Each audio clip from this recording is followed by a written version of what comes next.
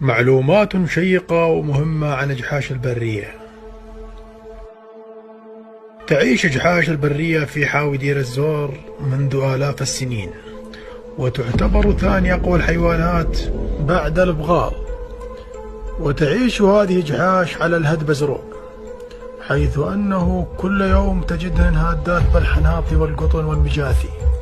ويقوم صاحب المزرعة بإنزال أشد العقوبات بهم، حيث تعرض بعض أجحاش للحرق وتعرض بعضه لتكرفة بالخندق.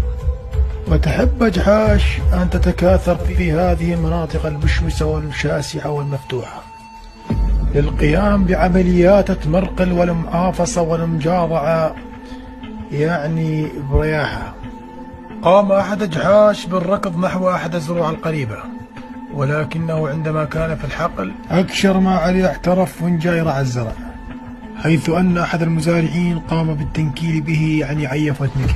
وفي موسم التزاوج يستجحش هذا الجحش اليافع، حيث أنه يقوم بملاحقة هذه الأنثى، ولكنه قد يتعرض إلى صكة في أي لحظة قد تودي بحياته.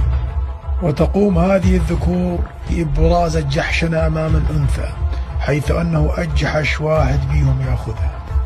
وتصل سرعة الجحش النظيف إلى 80 كيلومتر في الساعة، أي ما يعادل سرعة تراجيل الزازوكي.